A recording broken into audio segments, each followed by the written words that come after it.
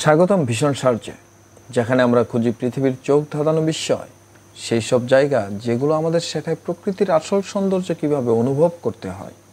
যদি আপনি ভালোবাসেন প্রকৃতি, ভ্রমণ আর পৃথিবীর অজানা বিস্ময়, তাহলে এখনই লাইক, সাবস্ক্রাইব আর বেল আইকনে ক্লিক করে নিন, কারণ আজ আমরা যাচ্ছি এমন এক স্বপ্নপুরীতে যেখানে তুষার ঢাকা পাহাড় ছুঁয়ে যায় আকাশ আর সবুজ উপত্যকা মিশে যায় নীল হ্রদের গভীরে।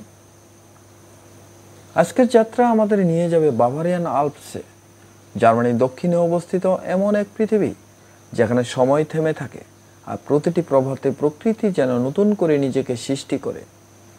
শেষ পর্যন্ত সঙ্গে থাকুন, কারণ এই গল্প শুধুই পাহাড়ের নয়, এটা এক অনুভূতির, এক জাদুকরী বাস্তবতার গল্প।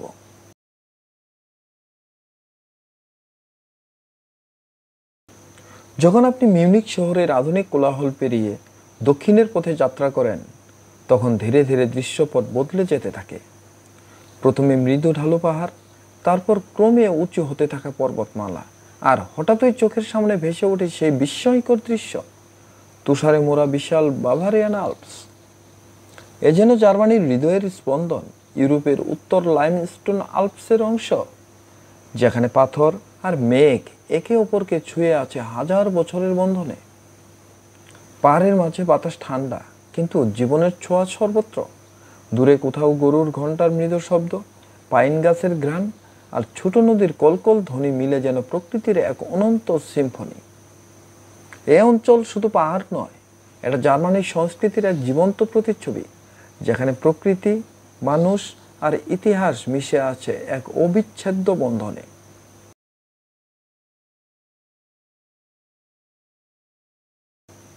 বাভারিয়ান আল্পসের সবচেয়ে মহিমান্বিত অংশ হল জুগস্পিৎজে, যা জার্মানির সর্বোচ্চ শৃঙ্গ। 2962 মিটার উচ্চতায় দাঁড়িয়ে থাকা এই পর্বত যেন ইউরোপের ছাদ থেকে পৃথিবীর দিকে তাকিয়ে থাকা এক প্রহরী। জুগস্পিৎজের চূড়া থেকে একসঙ্গে দেখা যায় 4 দেশগুলো হলো জার্মানি, অস্ট্রিয়া, সুইজারল্যান্ড ও ইতালি। যেদিকে তাকান সব দিকেই এক একটি জীবন্ত চিত্রকর্ম, বরফ ঢাকা পাহাড়, রোদে ঝিকমিক করা হ্রদ আর আকাশের রঙে রাঙানো মেঘের ছায়া।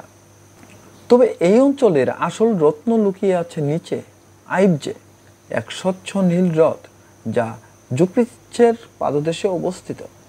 রোদের জলে পাহাড়ের প্রতিবিম্ব এত নিখুঁত যে বোঝা মুশকিল কোনটা বাস্তব আর কোনটা প্রতিফলন। আরেক বিস্ময় হলো কোনিগজে, জার্মানির রাজার হ্রদ। চারপাশে বিশাল পাথরের প্রাচীর আর মাঝখানে নৌকা ভাসে যেন স্বপ্নের ভেতর দিয়ে। যখন বাদক নৌকার মধ্যে ট্রাম্পেট বাজায়, তার প্রতিধ্বনি পাহাড়ে পাহাড়ে ফিরে আসে, যেন প্রকৃতিই বাজাচ্ছে নিজের সঙ্গীত।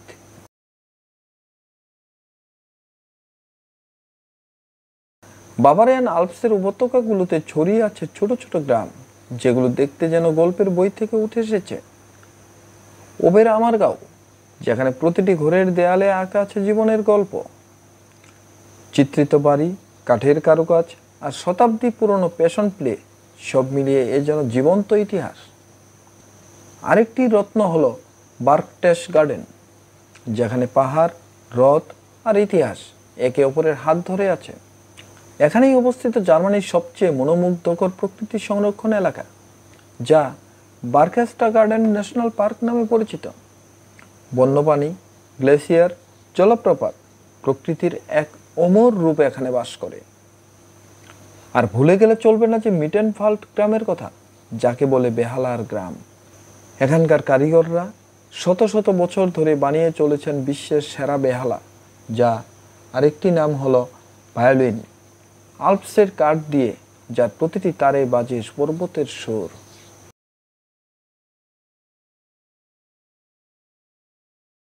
বাভারিয়ান আল্পসের চূড়ায় লুকিয়ে আছে রাজকীয় এক রূপকথা, যার নাম নয়েসভাসস্টাইন ক্যাসল।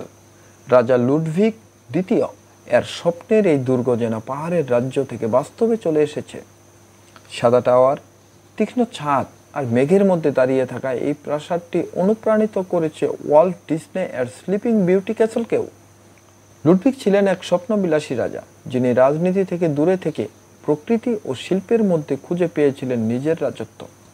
তার তৈরি দুর্গগুলোর যুদ্ধের জন্য নয়, বরং সৌন্দর্যের জন্যই বিখ্যাত। এজন্য পাথরে খোদাই করা কবিতা, যেখানে প্রতিটি কোণ ফিসফিস করে বলে স্বপ্নও বাস্তব হতে পারে।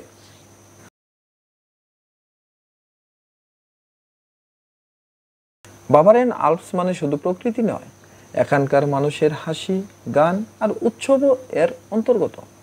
গ্রামের সরাইখানায় সন্ধ্যা নামলে বাজে আল্প হর্ন, হাতে বিয়ার আর মুখে গোল্ফের ঝাঁপি। প্রতিটি গ্রামে চলে ঐতিহ্যবাহী উৎসব, যেমন আলমা ট্রাইব, যখন গরুদের ফুল দিয়ে সাজিয়ে পাহাড় থেকে নামানো হয়।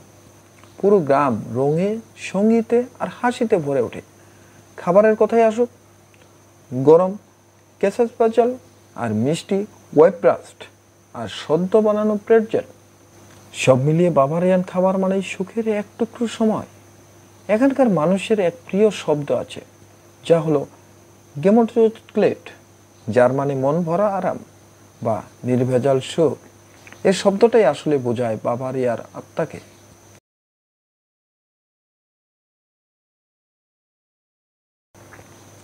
বাভারিয়ান আল্পস শুধু সৌন্দর্যের জায়গা নয়, এটা পবিত্রতার এক প্রতীক।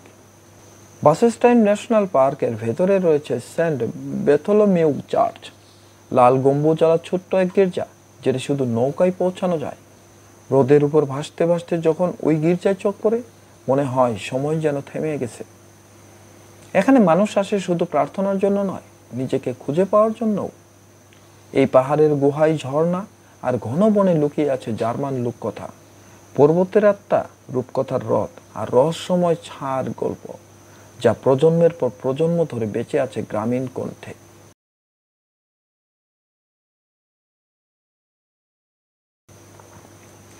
বছরের প্রতিটি ঋতু বাভারিয়ান আল্পসকে নতুন করে রাঙিয়ে তোলে। বসন্তে উপত্যকার মাটি ঢেকে যায় বন ফুলে, পাহাড়ের তলায় ঝর্ণা জেগে ওঠে, গ্রীষ্মের সোনালী আলোয় আলোকিত হয়ে ওঠে রথ, পথে পথে হাঁটে হাইকার আর পর্বতারোহী। শরতে বন পরিণত হয় আগুন রঙা ক্যানভাসে, বাতাসে মিশে থাকে বিদায়ের সুর। আর শীতে পুরো অঞ্চল ঢেকে যায় বরফে, পরিণত হয় এক নিস্তব্ধ স্বর্গরাজ্যে। আপনি যে মুহূর্তেই এখানে আসেন না কেন, বাভারিয়ান আল্পস সব সময় আপনাকে নতুন কিছু শেখাবে। কখনো ধৈর্য, কখনো প্রশান্তি, কখনো আবার জীবনের সৌন্দর্যকে ভালোবাসার অনুপ্রেরণা।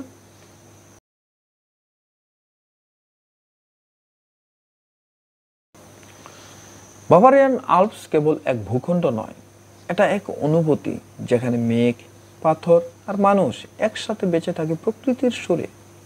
আপনি যদি একবারও এই ভূমির আকাশের নিচে দাঁড়ান, আপনার হৃদয়ে চিরকাল রয়ে যাবে এক নীরব জাদু। এই গল্প যদি আপনাদের ভালো লেগে থাকে, তাহলে এখনই একটি লাইক করেন, সাবস্ক্রাইব করেন ভিশন সার্চে, আর বেল আইকনে ক্লিক করেন, যাতে পৃথিবীর আরও অজানা বিষয়গুলো আপনার সাথে আবিষ্কার করতে পারি। পরের ভিডিওতে আবার দেখা হবে নতুন এক সীমান্তে, নতুন এক বিষয়ে। সেই পর্যন্ত সবাই সুখে থাকুন, ভালো থাকুন, ভিশন সার্চের সাথেই থাকুন। ধন্যবাদ।